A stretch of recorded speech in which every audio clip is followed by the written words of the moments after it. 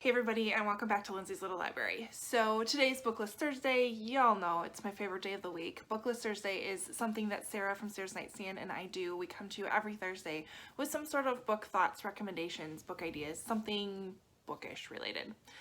So today's idea comes from, again, our subscribers. We put together a library-only TBR. Now, does it mean I'm going to read all of these books in the next month? No. Because I'm notorious for checking books out of the library that I never finish. But I thought it would be fun to go to the library and just pick up 5 books that are most interested, or that I'm most interested about right at the moment, and share with you what they are. And if I read them, that'd be awesome. If I read one of them, that'd be amazing. If I don't read them at all, I don't know. But these are what caught my attention when I went to my local library. So I have a system of how I kind of go through the library when I go there. My library has its own bookstore within the library where it sells all of the books that are no longer in circulation, any books that have been donated, but it's always open. When the library is open, the bookstore is open. So that is the first place I hit up because I just need to see what's new. So I picked up 3 of them. I grabbed The Shack because it was only $1 and this copy is like in really, really good condition. So I love this book. This is something that I would love to get in other people's hands as fast as possible. So for $1, I thought I'd grab it and pass it on to whomever wants to read it. I also picked up In the Midst of Winter by Isabel Allende. Again, $1, but this is set in the 1970s it travels between present-day Brooklyn to Guatemala in the recent past of the 1970s. So there's a snowstorm in Brooklyn, and amongst that, an event happens. So Richard, a lonely university professor in his 60s, hits the car of Evelyn, a young undocumented immigrant from Guatemala. What at first seems as an inconvenience takes a more serious turn when Evelyn comes to his house seeking help. So again, for $1, it looked interesting. Same with this one, Oxygen by Carol Casella. This is about an anesthesiologist at the height of her profession, and she is very, very good at her job. She lives for her career, and something happens, there's a malpractice suit. It just, again, sounded interesting. For only $1, we picked her up. So that's what I grabbed from the bookstore at the library. And then I go to kind of what they call their lucky day table. So these are like the brand new releases. You have a shorter time period to read these. I think you only get like 3 weeks or something like that. Yeah, it's a much shorter time period. So they always tend to catch up to me. But you tend to find newer books on those tables. So I grabbed this behemoth, The Priory of the Orange Tree by Samantha Shannon. Look at this thing. Am I going to get this read in time to take it back? No. I promise you that. It's over 800 pages. But Reagan from Purr's Project, I have been obsessed with her reading vlogs lately, and she was reading this for the longest time, and I just can't help myself because this is just, it's a fantasy book. I believe it's, let's see, A World Divided, A Queendom Without an Heir, An Ancient Enemy Awakens. A very adult fantasy book, but it is this book, and that's it. There's no series, there's no 7 books after it. The whole story is right here, which just intrigued me because it's just kind of doesn't seem like the norm lately. So I may read the first chapter or so and just kind of see if this is something that I want to own. I'm not looking to finish this.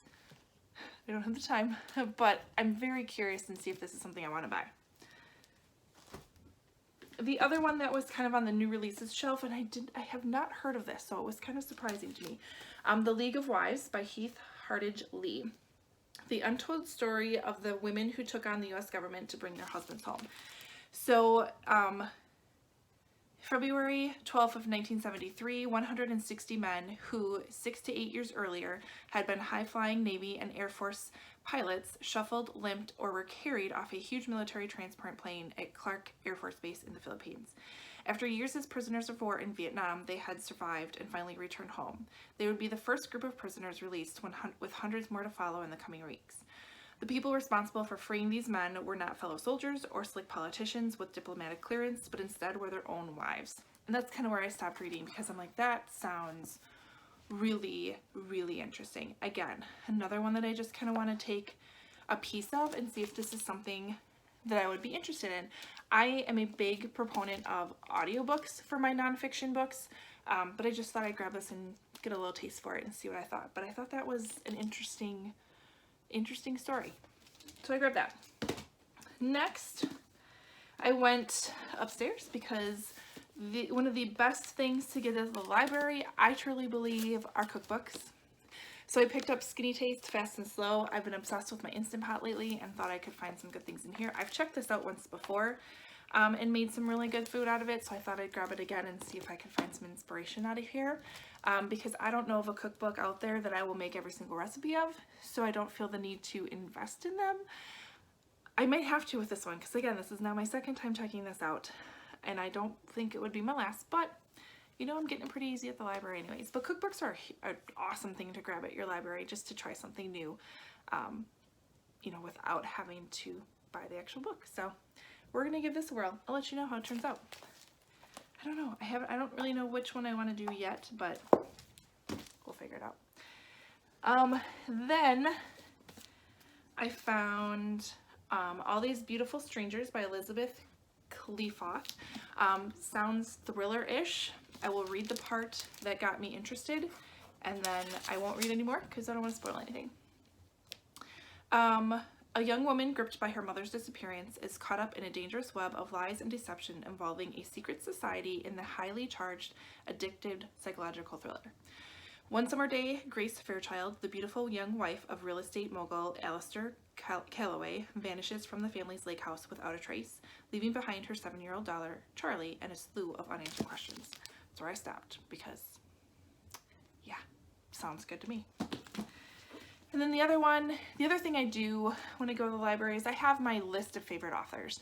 And there's usually some backlist books, especially if I discover someone rather recently, that I want to catch up on and see how they are. I've been talking about The Orphan Train a little bit lately by Christina Baker Klein, and one of her newer books called A Piece of the World was finally there, so I thought I'd pick this up. Christina Baker Klein is an amazing historical fiction writer because she does her research, and she's able to take these true events and kind of intertwine them into what she thinks could have happened or what a story could have been. So this looks at one of the most famous paintings in American history called Christina's World, and it centers around Christina herself, and how she could have possibly lived. How did she become the what do I want to say, inspiration for this photo? What was her life like?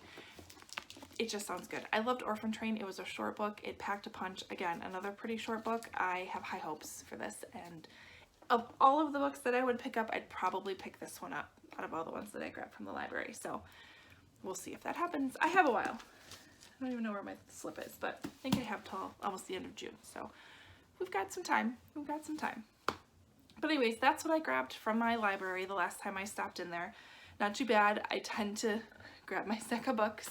But I just love walking in there. There's nothing like going into the library, especially when you have time to browse and peruse and just take it all in. It's the best. It's the best. So let me know, what was the last library book you checked out? Comment about that below. Hop over to Sarah's channel, see what she has to say, what she picked up from her library. Again, always fun to see what she has for the day. Otherwise, like and subscribe, and I'll see you guys next time. Bye.